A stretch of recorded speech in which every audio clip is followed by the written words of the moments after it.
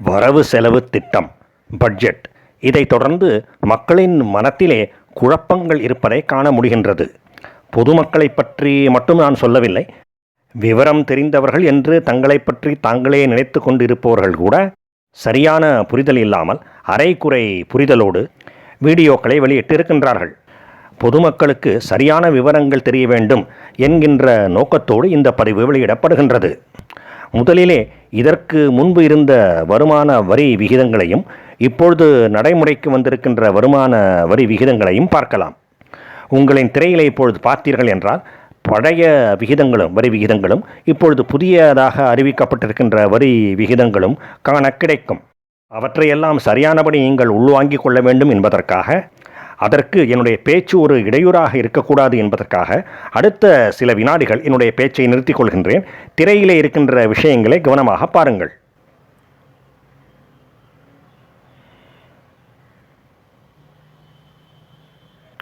மேலெழுந்த வாரியாக பார்த்தால் கூட மக்களின் வரி சுமை குறைக்கப்பட்டிருக்கின்றது என்பது புரியும்.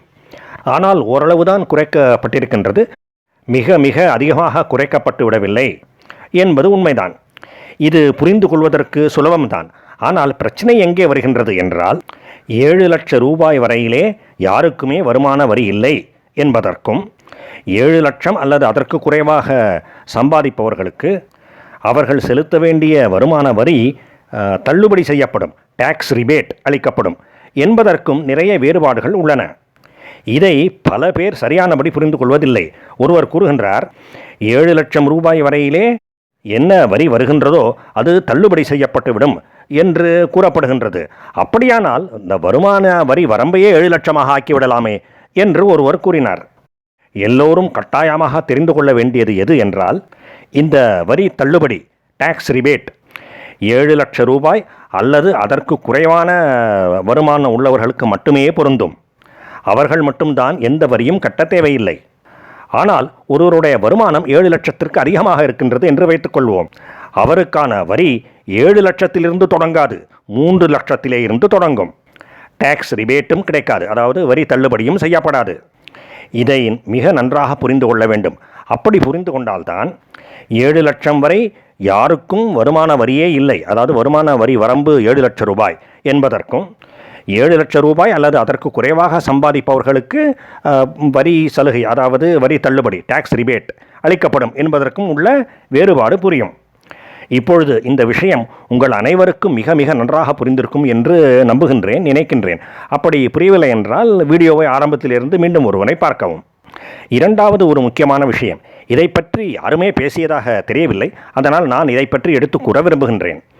7 லட்சம் வரையிலே வருமான வரி உண்டு, ஆனால் அப்படி இருந்தாலும் அது தள்ளுபடி செய்யப்படும், அதாவது டாக்ஸ் ரிபேட் அளிக்கப்படும் என்பதை பார்த்தோம்.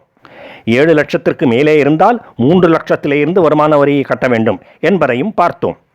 இப்படிப்பட்ட ஒரு நடைமுறை, அதாவது இந்த மாதிரி நடைமுறையிலே உள்ள ஒரு பொதுவான பிரச்சனை என்னவென்றால், எந்த வரம்பு வரை வருமான வரி தள்ளுபடி, டாக்ஸ் ரிபேட் அளிக்கப்படுகின்றதோ அதைவிட சற்று அதிகமாக சம்பாதிப்பவர் வசமாக மாட்டிக்கொள்வார், நிறைய வரி கட்ட வேண்டி வரும். இப்பொழுது மீண்டும் திரையிலே பாருங்கள்.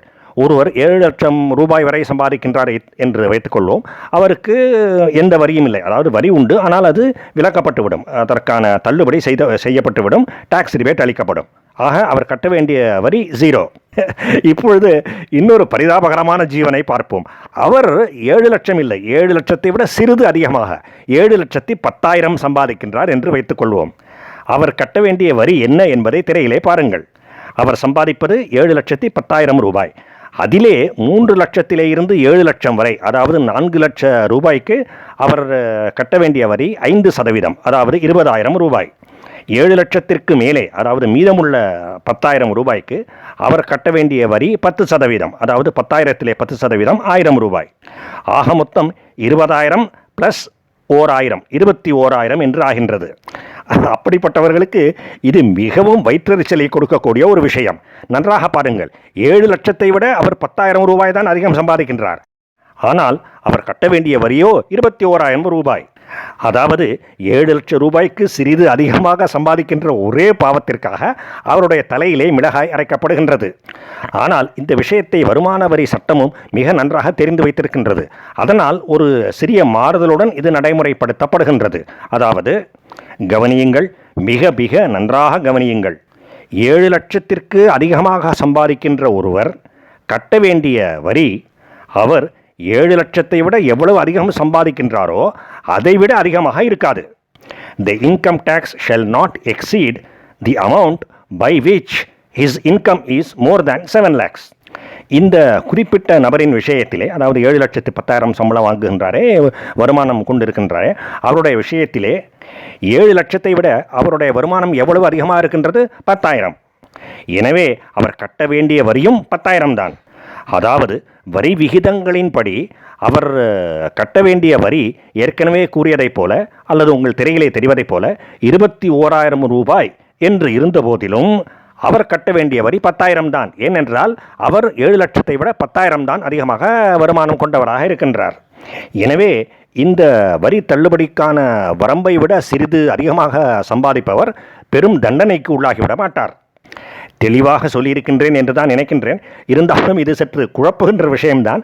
அப்படி உங்களுக்கு சரியாக புரியவில்லை என்றால் இந்த பகுதியை மீண்டும் ஒரு முறை கேளுங்கள். எனவே இந்த குறிப்பிட்ட சந்தர்ப்பத்திலே நீங்கள் 7 லட்சத்தை விட சிறிது அதிகமாக 7,10,000 வருமானம் கொண்டவராக இருக்கின்ற ஒரே காரணத்தினாலே நீங்கள் 21,000 வரி கட்ட வேண்டும். அதாவது 10,000 விட மோர் தேன் டபுள், 2 பங்குக்கு மேலே வரி கட்ட வேண்டும்.